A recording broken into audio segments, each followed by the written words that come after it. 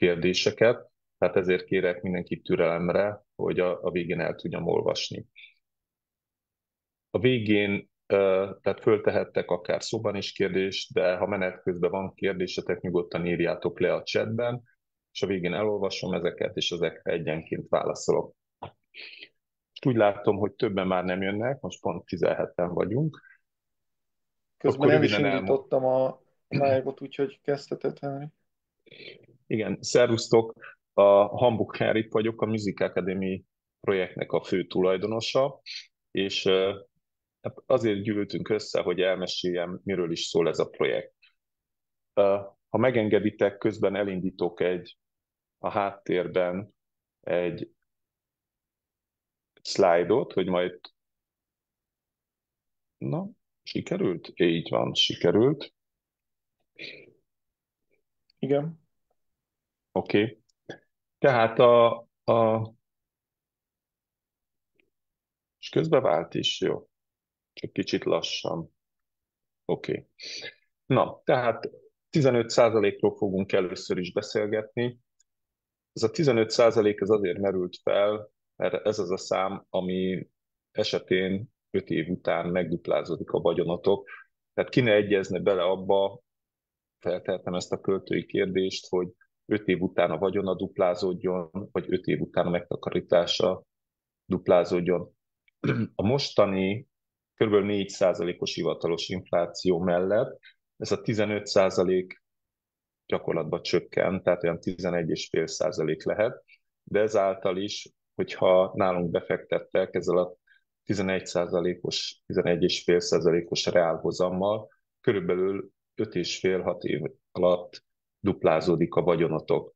Ez lehetőség nektek is, hogy megtakarítsatok, befektessetek, és olyan ingatlan projektbe vegyetek részt, ami ténylegesen reál hozamot biztosít. Ez lehetőség nem csak a nagy befektetőknek, hanem a kis befektetőknek is. A mi általános elképzelésünk az, hogy mindig olyan projektekbe fektetünk be, ahol legalább 45% tőkenyerességünk van, vagy 45% költségalapú nyerességünk van. Röviden elmondom, hogy mire is gondolunk. A mi projektjeink általában úgy működnek, hogy vásárolunk egy ingatlant, azt megépítjük, tehát ingatlanfejlesztőként, ingatlan projektjeink nyerességtartalma 45%, tehát ingatlanfejlesztőként ebből, tehát hogyha itt egyszerűen veszünk egy matematikai számítást, mondjuk 1 millió forintért megépítjük a lakások négyzetméterét, eladjuk kb. 2 millió forintért négyzetméterét, a mai árak mellett erre van lehetőség, akkor kb. 100% lenne a mi árésünk.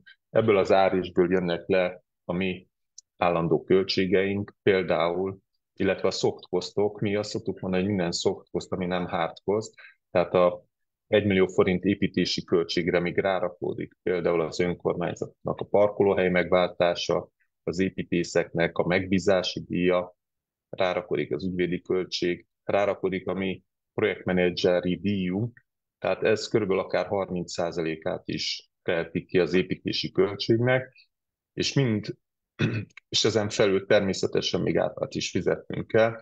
Tehát körülbelül 45% marad egy ilyen projektnél nálunk, és ebből a 45%-ból tudunk azoknak a nagy tőkét befektető társainknak, tehát általában a mi projektjeinkben 50 milliós tiketekben fektetnek be a társaink, meg én is, és ezen felül a nyereséghányat felül mi 15%-ot tudunk azoknak biztosítani, tehát mi körülbelül a kétharmadát ennek a nyerességnek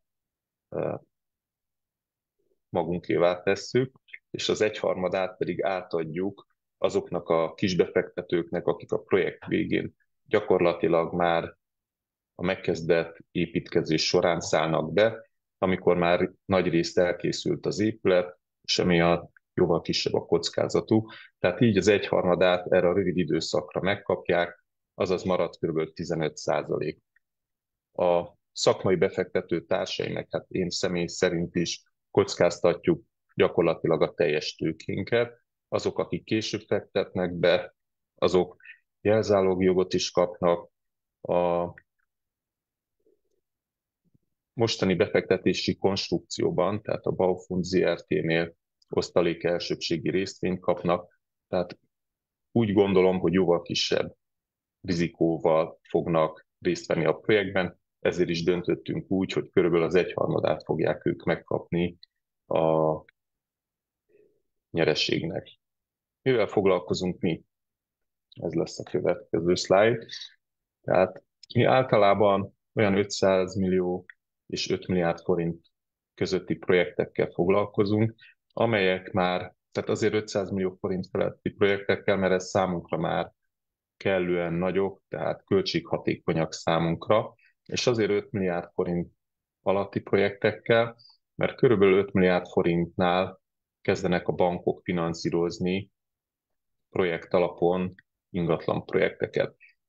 Az 500 millió forint az azért is fontos számunkra, mert ez már kellően nagy összeg ahhoz, hogy például egy kőművesből avanzsált vállalkozó, vagy egy olyan építési vállalkozó, aki korábban családi házakat épített, hogy ez már az ő finanszírozási keretén túl van, viszont 5 milliárd forint alatt a bankok kevésbé hiteleznek, vagy gyakorlatilag nem hiteleznek, és ezért az 500 millió és az 5 milliárd közötti projekteknél relatív kicsi a mi konkurenciánk.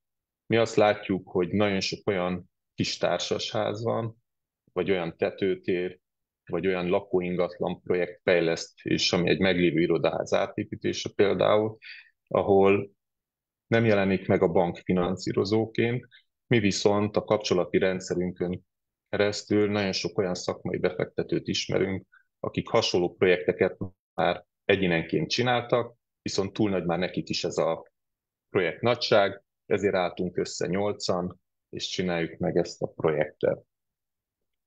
A fő uh, cél, a fő célterületünk azok prémium lokációjú, piacon nem található nívós lakások. Itt majd be fogom mutatni később a Music Academy projektnél, egy meglévő társasházra építünk 14 új lakást, és ennek az a nagy előnye, hogy összesen csak 14 lakást kell értékesítenünk, tehát nem egy kaptafára készült óriási nagy lakóparkot kell nagy számban értékesítenünk. Ezért, és hozzáteszem, hogy mi, mint befektetők el is döntöttük már az elején, én is személy szerint, hogy 2 lakást megtartok. Tehát mi már a lakások közül, a 14 lakás közül 6-ot értékesítettünk, és maradt 9 olyan, bocsánat, marad 8 olyan prémium, a piacon nem található unikális lakás, amire vevőt kell találnunk, és ami nagy előnyünk, hogy a szakmai befektető társainkkal közösen mi már összegyűjtöttünk 400 millió forintot, az egyik szakmai befektető társunk, aki rendelkezik egy építőanyag kereskedéssel, ő további 200 millió forint építőanyag finanszírozással beszállt, tehát összesen 600 millió forinttal már rendelkezünk, és meg tudjuk építeni úgy az épületet, hogy szerkezetkész lesz, nagyon közel az átadáshoz, és akkor kell nekünk csak elkezdenünk értékesíteni ezeket a lakásokat. Ami nagy előnyünk, hogy nem, nem kiviteli tervekkel vagy marketing tervekkel kell eladnunk 30%-át a lakásoknak, mint egy hagyományos banki projektfinanszírozás esetén, hanem mi itt gyakorlatilag szerkezetkészre meg tudjuk építeni saját tőkéből. Azért fordultunk a tőkeportálhoz, mert az ő tőkével gyakorlatilag kulcsra készre tudjuk építeni a lakásokat, és akkor kell majd csak értékesítenünk. A mi mottónk az, hogy olcsóbbat, jobban, gyorsabban építünk. Próbáljuk a saját berkeinken belül a építőipart megreformálni. Évente egyébként minden nyáron 20 építészhallgatót felveszünk, és kutatjuk ezeket a lehetőségeket. Tehát erre is úgy akadtunk, hogy a nyári építész gyakornoki időszakban több ilyen projektet felkutattunk, megterveztünk, és ez az első bemutató projektünk, vagy az első mintaprojektünk, amit közösen a tőkeportállal meg szeretnénk csinálni. A mi gondolatunk az, hogy magas színvonalú, hibátlan dizájnú és környezettudatos lakásokat építünk, és olyan vevőket keresünk egyébként, akiknek fontos a környezettudatosság, fontos, hogy jó minőségű lakásokat vegyenek, és ezért hajlandóak akár több pénzt is áldozni. Ahogy mondtam, olcsóbbat, jobban, gyorsabban építünk, és magasabb nyereséggel. Ahogy beszéltem, a árésünk ennek megfelelően relatív magas. Amire mindenképpen gondolni kell még, hogy itt nem csak a árés magas, hanem olyan területeket építünk meg, amit parlagon hevernek már évek óta. A belvárosi lakásoknak, ti is hallottátok biztosan, hogy kb. 30% a parlagon hever. Igazából nem csak a lakások nagy része, vagy egy jelentős része hever parlagon, hanem a meglévő társasházi területeknek is nagy része parlagon hever. Amikor ezek az épületek az 1890-es években épültek, akkor úgy épültek, hogy a pincét tüzelőanyag tárolásra, a padlást meg mosásra használták, tehát mindig volt egy padláson mosókonyha, és oda teregették ki mindig a tulajdonosoknak a ruháit száradni. Viszont amióta megjelent a mosógép, és a legtöbb lakást is fa és széntüzelésről átállították gáztüzelésűre, megszűnt a pincének és a padlásnak is a funkciója. Jellemzően ezek a házak pince, földszín, emelet, második emelet és tetőtér, vagy esetleg földszín plusz 3 emeletesek. Tehát, hogyha azt nézzük, hogy földszint plusz 3 emeletesek, tehát használnak 4 szintet, és van a tetőtér és a pince, amit nem használnak, tehát azt is mondhatjuk, hogy körülbelül 2/6, vagy hogyha egy ilyen magasabb épületek, akkor 3/7 üresen áll, tehát közel 30%-a ezeknek az épületeknek az alul hasznosított. Tehát olyan terület van, amit még be lehetne építeni. Nekünk egy ötletünk támadt, és ilyen ötletet már valósítottunk meg 5 alkalommal, hogy ezeket a tetőtereket mi beépítjük, lehetőleg nívós lakásokkal, és azt a felszabadult területből származó nyereség egy jelentős részét pedig átadjuk a társasháznak. Ezekben az épületekben mi 100-200 milliós felújítást végzünk, konkrétan itt a Hársfa utca 59A projektünkben is 100 milliót költünk a társasházra. Úgy kell elképzelni, hogy a külső homlokzat, a belső homlokzat, a lépcsőház, a teljes elektromos rendszer, a pincei alap gépészeti rendszer, tehát a lefolyóvezeték és a nyomóvezeték is kompletten fel lesz újítva, olyan lesz, mintha új lenne, illetve konkrétan új lesz, és építünk még egy pincétől a padlásig menő látványliftet is. Én azt gondolom, hogy ezek a felújítások, ezek a társasházoknak óriási hasznot hoznak, hiszen az 1993-as lakásprivatizáció óta a legtöbb belvárosi házra alig költöttek. 50 évente kompletten fel kéne újítani ezeket az épületeket, és el lehet mondani, hogy a belváros nagy része egyáltalán nem lett felújítva az építés óta, mert mindig volt első világháború, nagy gazdasági világválság, utána második világháború, utána a kommunizmus, amikor ezeket le is akarták bontani, és 1993-ban is, amikor értékesítették a házakat, az volt a gondolata a magyar államnak, meg a önkormányzatoknak, hogy megszabadul ezektől a problémás bérlakásoktól, és majd a tulajdonosok fogják felújítani, de erre soha nem került sor a legtöbb épületben.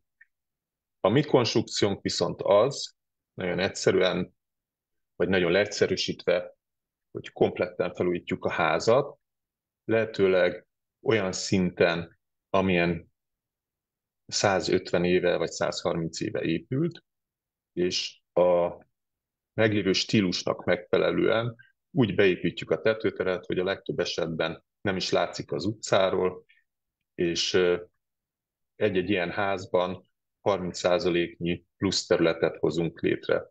Tehát a tetőtérben lakásokat, a pincében kukatárolót, biciklitárolót, babakocsi tárolót, és meglévő lakásoknak építünk új tárolókat.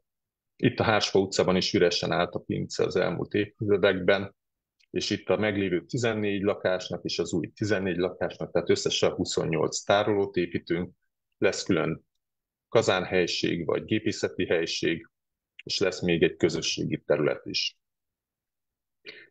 Mi úgy látjuk, hogy ezek olyan lakások lesznek, amilyen a belvárosban nagyon kevés van, tehát aminek van biciklitárolója, babakocsi tárolója, meg olyan liftje, ami lemegy a pincébe, és egyetlen egy dolgot nem tudunk itt építeni, autógépkocsi tároló, tehát parkolóházat, viszont a második épületben van egy 500 fős parkolóház a Korintia szállónak, tehát ez is megoldott.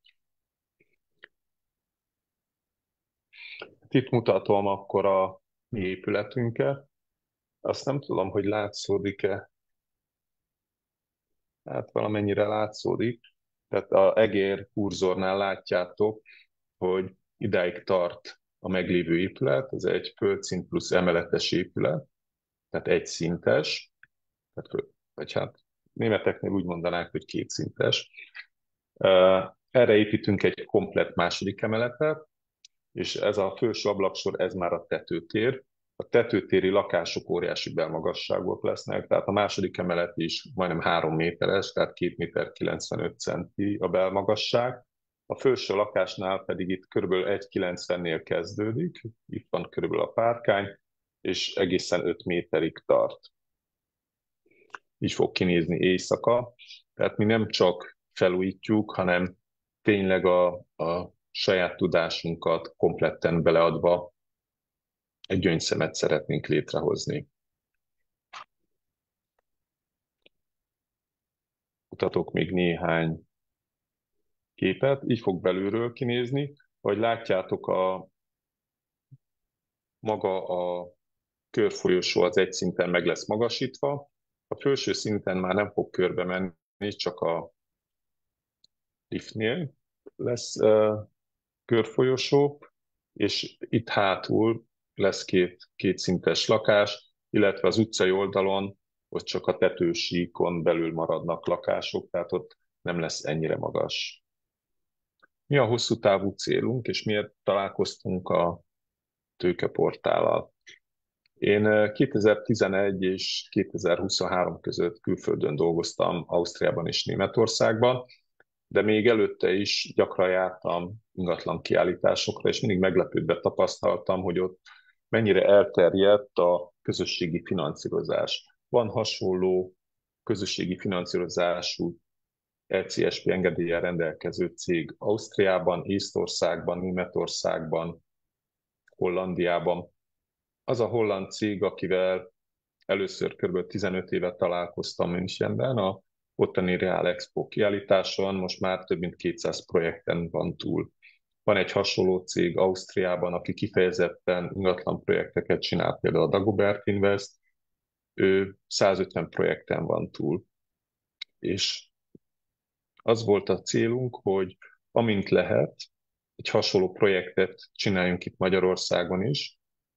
Ez a Hársfa utcai projekt volt az első olyan, amihez megvolt az építési engedély és a finanszírozásunk is, az összes szakmai feltétel, tehát külön tulajdonlapon van például már a tetőtér, és olyan szakmai befektetőkkel tudtam egyesíteni erőinket, akikkel együtt akár tehát saját tőkéből is meg tudnánk építeni, viszont itt lehetőséget kapunk arra, hogy egy mintaprojektet végigvigyünk, és abban reménykedünk, hogy ezt a mintaprojektet tudjuk majd sokszorosítani.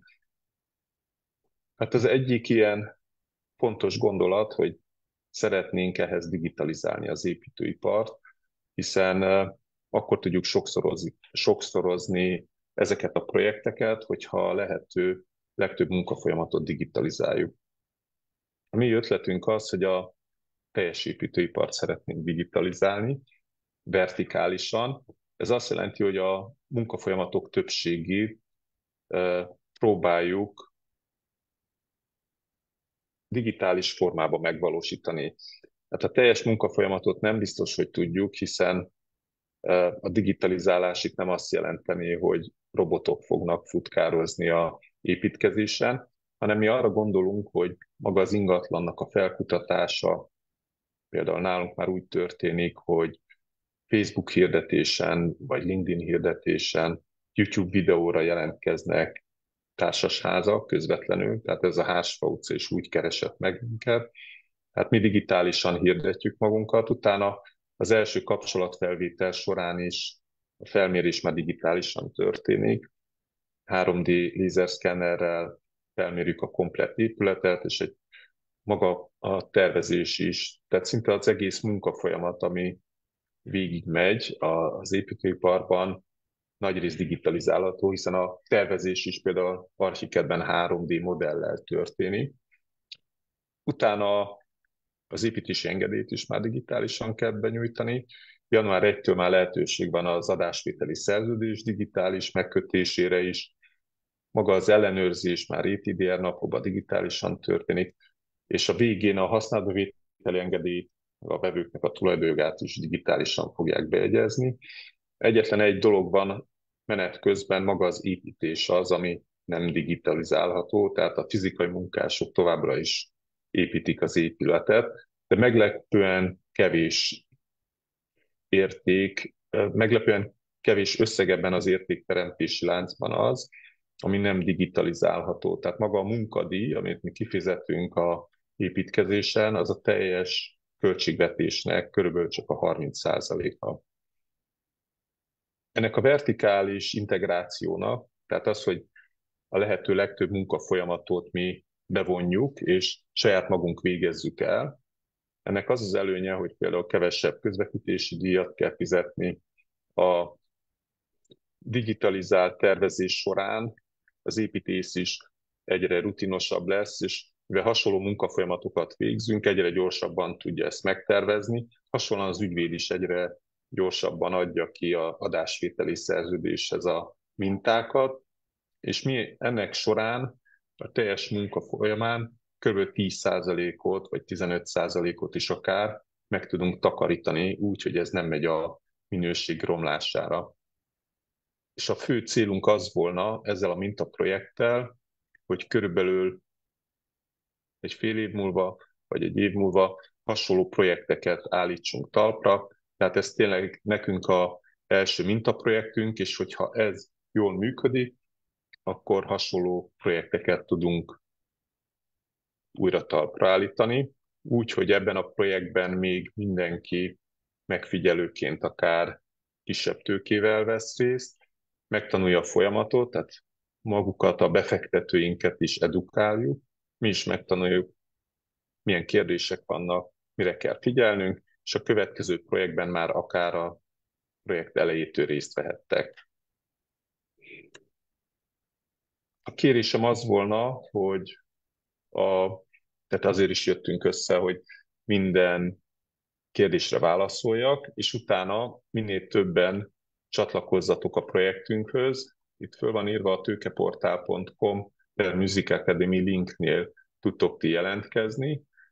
Valószínűleg mindannyian ismeritek, hiszen itt vagytok, tehát nem véletlenül jöttetek erre a rendezvényre. Ha van kérdés, akkor a invest.bau.hu e-mail címen értek el, de nem titkos a telefonszámom sem, tehát nyugodtan bárki felhívhat a kérdéseivel. A rendezvényünk egyik nem titkolt célja, hogy minél több nehéz keresztkérdést tegyetek, ezekre válaszoljak, és így nem kell egyenként mindenkinek elmondanom ezekre a válaszokat. Hát röviden ennyi lett volna, egy kicsit túlléptem a 15 perces keretet, de remélem nem volt túl unalmas. Akkor nézzük a kérdéseket. Nálam van egy kérdésem még, hogyha Igen, mástól nem, de nem akarom elvenni a szót a közönségtől. én nem Várok egy látom még, pillanat. mert ezt elfelejtettem, vagy úgy tudom megnézni a kérdéseket, hogy megállítom a vetítést, vagy megnézem a telefonon egy pillanat. Felolvasom én neked, nem probléma, de Igen, még ezt nem jött, akartam akkor javasolni, az jó, akkor lehet, hogy egy jobb. Facebookos kérdést tolmácsolok feléd, Uh-huh. hogy most tulajdonképpen arról van szó, hogy ez egy projekt fix lejárattal kvázi, és kamat és tőke visszafizetéssel, vagy pedig marad benne a tőke, és egy hosszú távú befektetésről beszélünk. Igen, ez nagyon jó. Tehát először is ez egy mintaprojekt. Azért mondom mintaprojektnek, mert ahogy ti is tudjátok biztosan, múlt évtől lehetőség van ECSP engedélyt szerezni a közösségi finanszírozó portáloknak. A tőkeportál is múlt év júliusában megszerezte ezt az ECSP engedélyt, és lehetőség van többféle konstrukcióra is. Itt most a első konstrukció, amit itt alkalmazunk, ez az, hogy a befektetők tőkerészesedést szereznek, tehát tulajdon hányadot szereznek a befektető társaságban, a Bau.Fund ZRT-ben, és ez a ZRT fog üzletrészsel részt venni magában a projektben. Itt el kellett döntenünk az elején, hogy több pénzügyi tanácsadóval beszéltünk, illetve jogi tanácsadóval ezzel kapcsolatban, és nagyon nehéz megtalálni azt az egyensúlyt, hogy hol van abszolút biztonságban a befektető, és hol tudja a legtöbb kamatot elérni. Tehát a egyenesnek az egyik végében ott a óriási nyereség részesedési lehetőség áll, viszont óriási kockázattal, tehát hogy akár a 100%-át kockáztatják a befektetők a tőkéjüknek. A másik végén pedig az van, hogy egy fix kamatot adunk, és abszolút biztonságos befektetési konstrukcióba, tehát jelzáloggal védve, osztalék elsőbségi részvénnyel védve. És az volt a gondolatunk, hogy ez a 15%, ez reményeink szerint elég magas ahhoz, hiszen ez a mostani inflációnak körülbelül a háromszorosa, vagy 3,5-szerese, vagy a jegybanki alapkamatnak a 2,5-szerese, háromszorosa.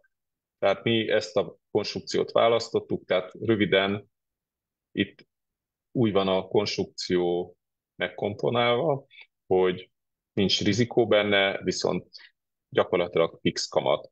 Időben úgy néz ki, hogy reményeink szerint a kampány lezárul, tehát összegyűlik a szükséges minimum 150 millió forint ennek a hónapnak a végén, akkor van még egy záróaudit, és a június elején rendelkezésre bocsátja számunkra a tőkeportál a, az összeget, tehát addig ez egy zárolt számlán van, amíg az audit feltételeit nem teljesítjük, és amint ahhoz hozzájutunk, mi jövő év májusáig, júniusáig befejezzük úgy az épületet, hogy addigra, tehát konkrétan pont egy év múlva vissza is tudjuk fizetni az összeget, és ebben az esetben beszéltünk arról, hogy egy év futamidőre kifizetünk 15-16,5% kamatot.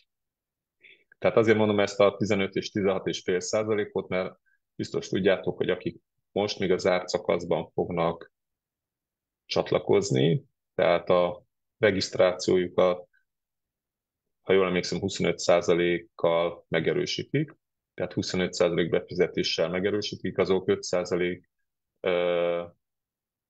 tehát a cégértéknek az 5%-ával növelt összeget kapják, tehát ez konkrétan 16,5% a 15% helyett. A nyílt szakaszban már csak 15% lesz. Így kerek volt a válasz, vagy? Én azt Jó. gondolom, igen. Jó. Nyugodtan lehet föltenni Henriknek írásban is, itt a chat falon, vagy akár szóban.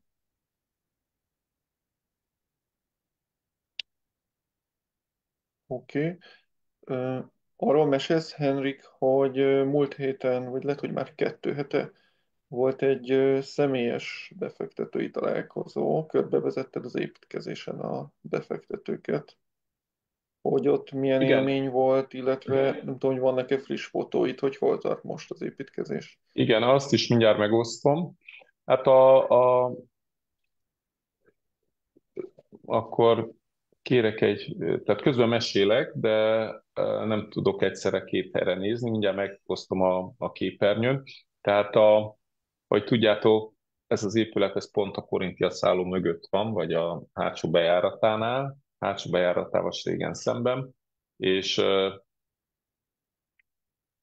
a Korintia szállóba szerveztem 2 hete, vagy másfél hete egy kávézást, és az volt a konkrét elképzelés, hogy aki akar, az eljöhet, meghívom egy kávéra, és utána átbalagunk, megnézzük az épületet, és meglepően sokan jöttek el. Én azt hittem az elején, hogy egyedül leszek, de végén voltunk talán 15-en, és, Van itt olyan, aki ott volt esetleg? Föl a kezekkel. és utána átmentünk az épületbe. Hát egyébként ez pont a mai, tehát körülbelül ezt látták ők is. Tehát ma is betonoztunk egy szakaszt. A lényeg az, hogy pont a pincé betonozást tudták akkor is megnézni, mert akkor készült el előtte egy pár nappal az első szakasz, most pont ma betonoztuk a második szakaszt, és utána föl tudtunk menni még megnézni a tetőteret is, meg hát magát az épületet. Mindjárt mutatok még az épületről egy pár fotót. A, én azt tűztem ki célul, hogy azért is akarok mindig szervezni ilyen közönségtalálkozót, vagy befektetői találkozót, mert az egyik feladatunk azt gondolom, hogy a kollégákat erre a befektetésre megtanítsuk. Tehát itt nem csak nem magáról a befektetésről szól csak a gondolatunk, hanem az, hogy megmutassuk, hogyan épül egy ilyen épület, hogyan épül fel egy beruházás, milyen problémák vannak, milyen lehetőségek, és aki csatlakozik, arra is jogot szerez, hogy itt tanuljon. Voltak olyanok, akik első befektetők, voltak szakmai befektetők is, tehát például építőanyagkereskedők, akik jöttek megnézni, hogy milyen projektbe fektethetnének be építőanyaggal, illetve volt gyártó is, aki kíváncsi volt arra, hogy mi hogyan csináljuk a saját projektünket.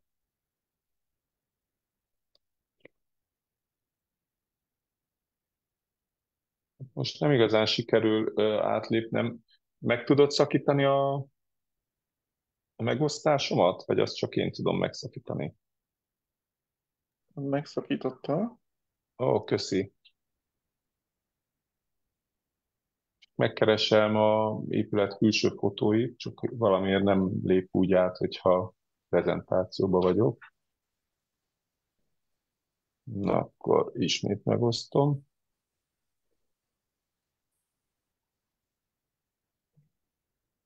Na. Tehát így néz ki kívülről az épület. Ez a mai betonozás pont, ahogy benne áll a betonpumpa. Valahogy így nem akar lépegetni. Így néz ki a padláson a zárófödém. Ez a pincei betonozás előtti pillanat még, amikor a statikus leellenőrzi a betonvasalást. Ez a liftnek az aknája. Ez már a 2 héttel ezelőtti betonozás, ami elkészült. Itt megássuk ki a kukatárolónak a rámpáját, mert itt az a cél, hogy ne legyen kuka a bejáratnál. Ezért építünk egy rámpát a pincébe, és ott lent fogják majd tárolni, megmosogatni is.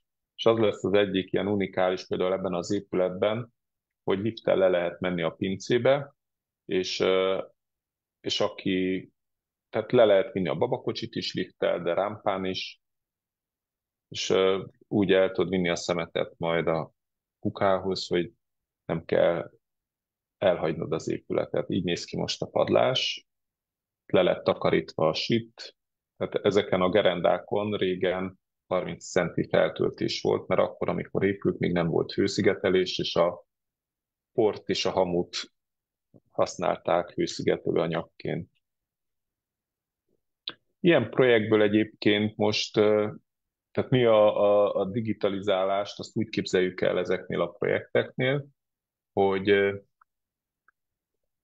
például jelentkezik egy-egy ilyen YouTube videóra, amit megjelent a Mlinári Mártonnal közösen, volt egy ilyen másfél órás beszélgetésem, arra jelentkezett körülbelül 30 társasház, ezeket mind meg is néztük, mindegyikre tettünk ajánlatot, ebből jelenleg folyamatban van 10 olyan projekt, ami nagyon komolynak tűnik, kettőt már alá is írtunk, és az egyiket már meg is kezdtük, és az a tervünk, hogyha ez a projekt jól megvalósul, tehát minden rendben folyik, akkor a következő projektben azokat, akik már itt részt vettek, és úgy gondoljuk, hogy már valamennyire tapasztalt befektetők, azok már a következő projektnél akár a kezdő lépéstől is tagok lehetnek. Tehát a mi belépési pontunk nem ennyire a projekt közepén lesz, hanem már ott, ahol megszerezzük az építési engedélyt, vagy magánál a tulajdonjog megszerzésénél.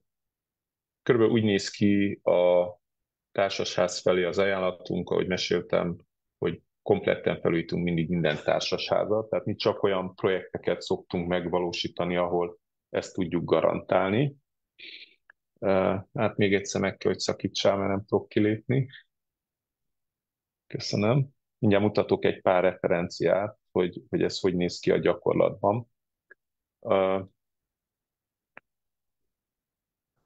És tehát ezek a házak általában, amik ezeket tudják teljesíteni, tehát hogy belefér a mi projekt költségvetésünk, a teljes társasház felújítása, ezt azt lehet mondani, hogy a Budapesten a Nagykörúton belül vannak.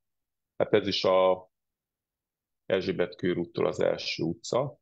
És én úgy látom, hogy ilyen társasházból van körülbelül, hát a mi célcsoportunk az körülbelül 500 társasházra terjed ki, egy 10 évre biztos van elegendő munkánk.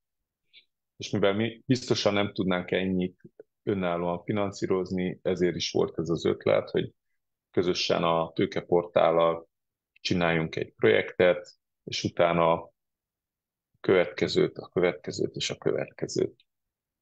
Na mutatok akkor referenciákat, egy pillanat türelmet kérnék.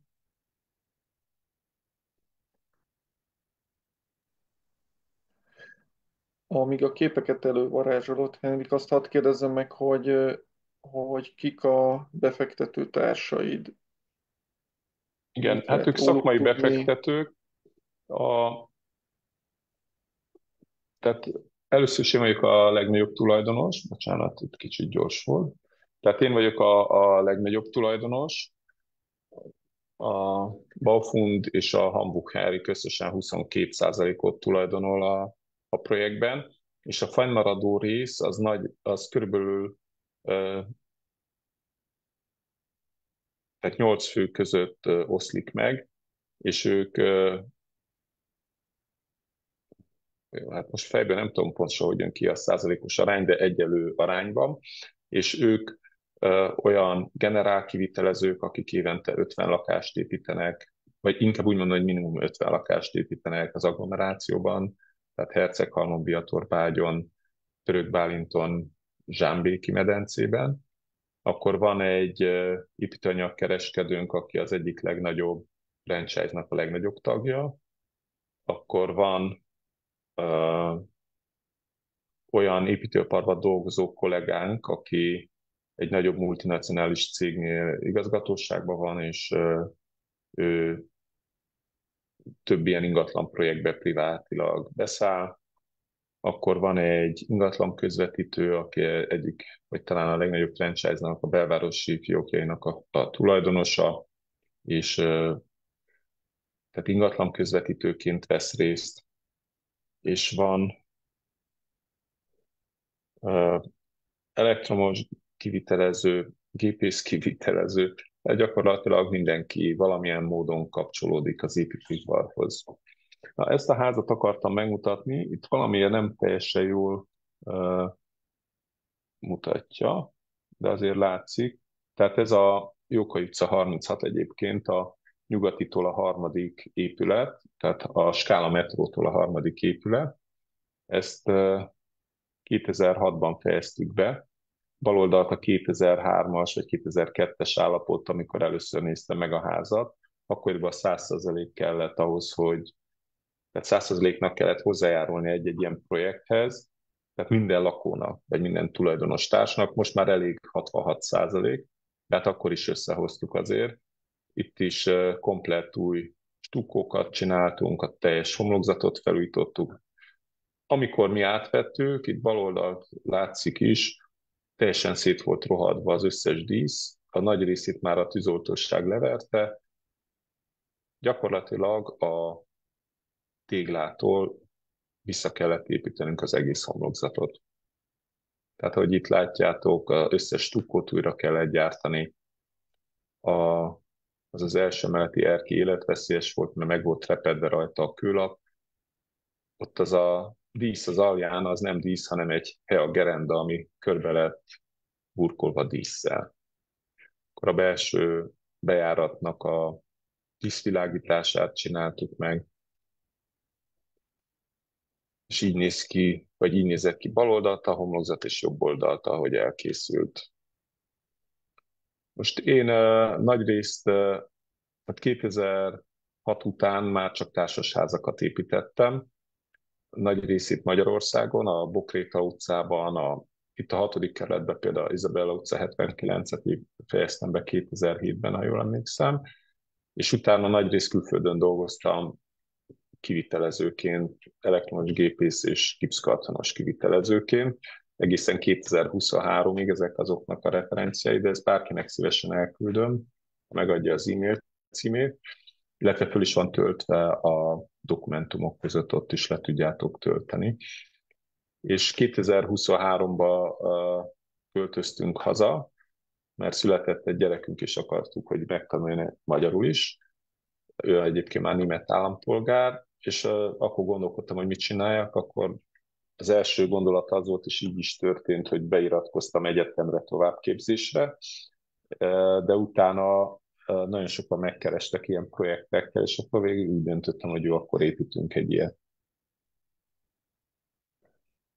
És ez a Hársfa utca is úgy került hozzám, hogy szakértőként néztem meg, én kiszámoltam, hogy mekkora nyeresség van benne, és ez akkor már majdnem kész projekt volt, meg volt az építési engedélye, meg a tulajdoni lapja, de nem volt finanszírozásuk a tulajdonosoknak, és én azt javasoltam, hogy építsük meg közösen.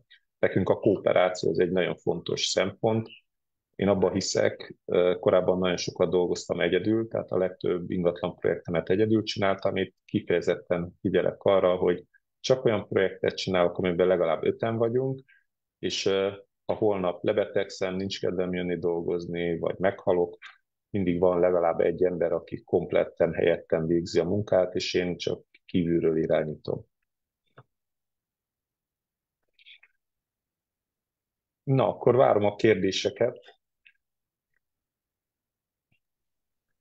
Én a Nálam következőt sincs több. javasolnám. Igen, a következőt javasolom, hogy egyrészt dobjuk be szerintem ide a chat közé, András, én nem tudok most gépelni, mert a telefonomról megy, meg hogy a linkre kattintva lépjetek be a tőkeportára. Az első dolog az, hogy aki még nincs regisztrálva, az minél hamarabb regisztráljon, mert most az árszakaszban csak az előregisztráltak tudnak befektetni. Ahogy mondtam, az árszakaszban, tehát akik megadták az adataikat, azok végigmennek egy ilyen validálási folyamaton, tehát ha bizonyos adatokra szükség lesz a tőkeportálnak, akkor tud engedélyt adni a befektetésre. De ez egy pár perc alatt úgy gondolom, hogy megoldható dolog. És aki komolyan gondolja, azt kérem, hogy a tervezett összeg 25%-át vagy bankkártyáról, tehát a Stripe-on keresztül bankkártyával is lehet fizetni, illetve megvan adva a bankszámlaszámunk, online is el lehet utalni. Jelen pillanatban számokról beszélhetünk? Igen, András? nyugodtan.